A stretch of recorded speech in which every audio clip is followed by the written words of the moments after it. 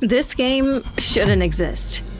After a rocky start and just half a year of live service, Morimens began racing toward an early end, something that's all too common in the gacha industry.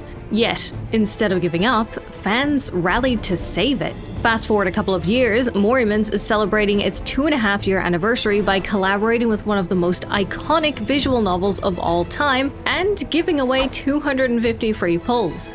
How did this strange yet charming Lovecraftian horror go on to not only survive, but thrive, allowing it to one day become one of the best games I've ever played?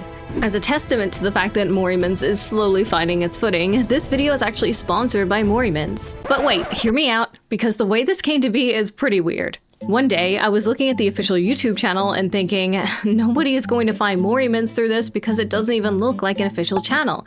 So I cold messaged the producer of the entire game with paragraphs on how to improve it. Yeah, that should probably give you an idea of how obsessed I am with this game. I didn't expect anything back, so when he thanked me and then asked if I'd be open to working with Morimens, my jaw pretty much hit the ground. I made an exception for this channel and said yes, got told I could talk about whatever I wanted, and the rest is history. So get comfortable while I walk you through the insane story of Morimens, a game that should be dead, and why it was saved. Let me back things up. In January of 2026, a silly tweet exchange led me to discover the insane artwork of Morimens. Thing is, it's not just the art that's insane. This is a Lovecraftian horror with some very mature themes. Sounds cool, but there was just one problem. It's a deck-building roguelike inspired by Slay the Spire, and I'm really not that into card games, so I put it on my backlog and forgot about it. At least, until the following month when I saw Morimens was giving away 100 free pulls. So I figured, why not? Flash forward dozens of hours, and I'm literally sobbing at my desk. You have to understand, I'm not someone who cries at video games. There was something different, something special about Morimens. Even the gameplay I was so afraid of instantly charmed me. But I almost didn't get to have this experience. Morimens began its life in unusual circumstances. Despite being a gacha developed in China, the game didn't actually launch in mainland China. In fact, it's still not available there yet. Instead, although Morimens was in development since 2019, it launched in late 2023 to a much smaller audience made up of Hong Kong, Macau, and Taiwan, while the dub was, and still is, exclusively in Japanese. And I can't oversell just how much of a disadvantage this put the game at. Mainland China is enormous, and failing to launch there massively limited how many people Morimens could reach. You see, Morimens is often considered an indie game, though given the vagueness of that term, the developers don't claim that label themselves. This means it has a lot more freedom to have the types of stories and character designs the developers want, but consequently lacks access to the type of advantages afforded by huge investments. In other words, it's a double-edged sword. The team knew they were taking a risk with this project, which is reflected in the game's name and premise, but their passion drove them forward. In an open letter, producer Light spoke a bit about the meaning behind the name. So we named the project Morimens. The Chinese name translates to the night before forgetting, while Morimens is derived from the famous Memento Mori, remember you must die. We set the theme as existentialism. On a stage of cosmic horror that preaches nihilism, we wanted to tell a story of mortals resisting the gods. At the very beginning of the story, during the opening ceremony at Mythag University, you're asked to carve your own name onto your tombstone. You know exactly what might happen in the future, yet you still choose to begin the journey and become a keeper. That is not just your story in the game, it is a reflection of our story in reality. Despite its meager beginnings, small pockets of people around the world took notice of this unusual game with its bizarre character designs and superb craftsmanship. Due to the language barriers, not everyone could understand what was going on, but that didn't stop people from getting creative. Players started to use third-party OCR translators to try and understand the story and play the game, even if they didn't know Chinese. The devs paid attention. Less than a year later, in August of 2024, it launched globally on Steam. From that point, anyone around the world was free to easily download the game. But there was a catch. The team was just too small to add official translations. Wanting to make understanding the story easier for players, but having neither the budget nor the manpower to actually add more localizations, they made the compromise of allowing players to use clearly labeled AI translations baked into the game.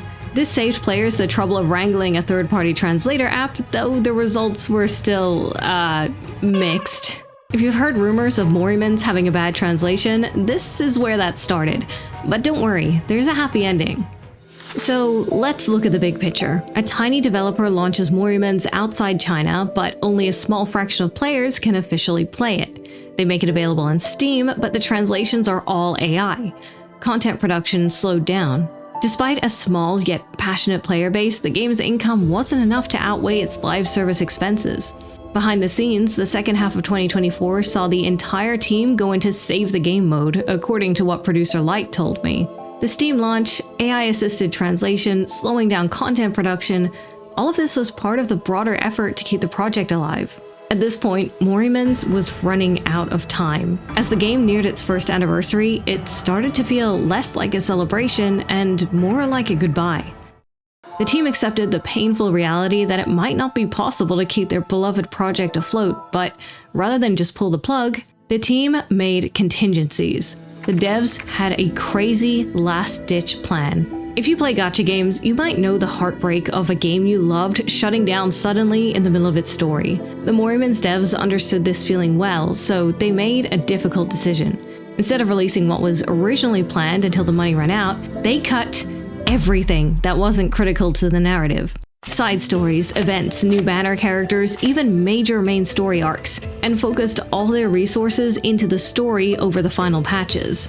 At the very least, the story would reach its finale, and the fans would have closure.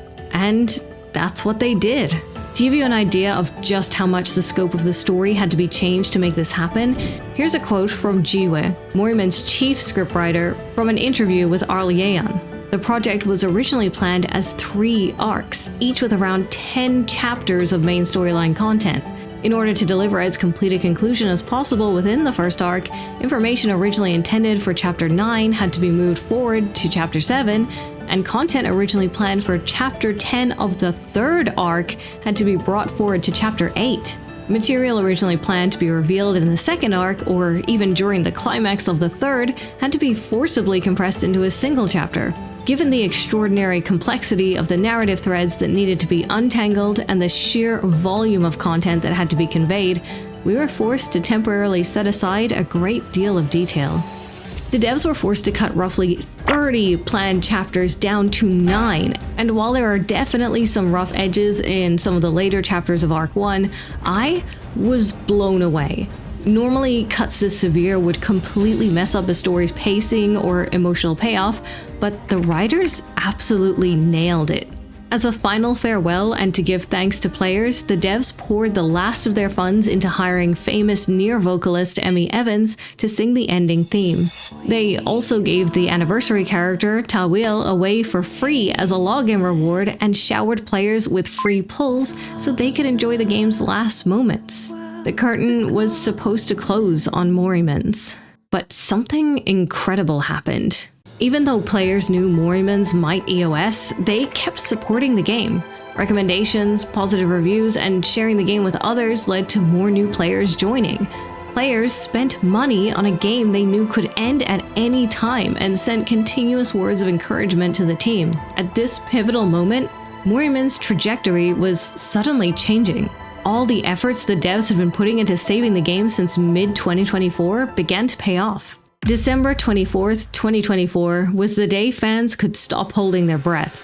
Light, the producer of Morimens, made an announcement. By some miracle, the game secured further development funding, and the story would continue and enter a new arc. For the time being, Morimens was saved. Much later, in 2026, Light would write about this time, saying, Morimens began development in 2019. By late 2021 and mid-2024, we were on the verge of disbanding twice. Both times, we chose to finish the story, cementing our theme: resist oblivion through remembrance. In November 2024, we launched the final chapter for our first anniversary and were prepared to say goodbye. However, your support on Reddit, Discord, and X triggered unexpected growth. This provided the funding to keep moving and kickstart Part 2. So where do you go after accepting death and writing your own finale? Well, you make your game even better, that's what. Ever since it defeated EOS, Morimens has gone from strength to strength, writing a second arc that rivals the first, bringing back cut story content in the form of side chapters, adding loads of new characters and new features, reworking the UI to be more user-friendly, welcoming its first collab character Mouchette, who is available to obtain permanently, and the good news doesn't stop there. Since then, following the efforts of many volunteer translators, Morimens has managed to put together an in-house English translation team, and more recently, a Korean translation team. As of May 2026, the majority of the game has been human translated in English to an extremely high standard, with full translation expected to be completed around September 2026. Remember when I said I finally started the game because it was giving away 100 free pulls? The code that gave those pulls was "You saved Morimens." It was completely serious. The players really did save Morimens. For this half anniversary, the code has been reactivated once again, meaning new players can enjoy it as well. And so the devs made a promise. When this game cannot go on any longer, it will be turned into an offline experience so that the story and the gameplay can live on. If you somehow watch this video 10 or 20 years from now, you'll surely be able to enjoy Morimens too. It became immortal. Fast forward to 2026 and Morimens is thriving to the point where it managed to land a permanent collab with one of the most iconic visual novels of all time, Saya no Uta. That's right, you can't miss out on Saya, but you can get her for free if you're playing after she drops on May 30th. Everything in this game comes back to that central theme of remembrance. That's why collabs never end, and that's why old characters, even free and standard ones, are getting massively buffed on May 18th. You can genuinely use any character. Since I had the opportunity to talk to producer Light directly, here's what he had to say about collab characters in Morimens. The central theme of Morimens itself is resisting forgetting. So for us, if a character couldn't remain in the game over the long term, it would feel like a betrayal of what the game itself is about. That's actually what makes our collab negotiations particularly hard. A lot of IP holders aren't willing to do permanent licensing, but it's a line we hold. However, considering Saya no Uta is 22 years old, maybe Saya needs a bit of a reintroduction. Released in 2003, this short, extremely disturbing visual novel became a cult classic. You may recognize the writer Gen Urobuchi for his work on Madoka Magica, Fate Zero, Psycho-Pass, and one of my favorite movies, Expelled from Paradise. And probably a bunch of other things. Urobuchi is kind of a big deal. The premise of Saya no Uta goes something like this. After experiencing surgery to save his life, the protagonist Fuminori's perception of the world is irrevocably altered. In place of his friends and everything around him, he now sees fleshy gore, driving him to dark places. One day, he meets a girl called Saya, who, strangely, is the only thing in the world that appears normal and beautiful. It turns out that reality is the opposite of what Fuminori can see. The concept of Saya is extremely interesting, even if the execution is questionable and definitely a product of its time, which is why I'm so excited to see how she'll be handled here. Morimens is a horror game full of terrifying moments, so Saya will feel right at home. Realizing that I almost didn't get to fall in love with this game is hard to grapple with. Without all the players who came before and the determination of the team working on the game, Morimens could have become a cold reflection of its own themes, forgotten, faded into oblivion. But that's not how the story ended. 2.5 years, 250 pulls, and a collab with a genre-defining game.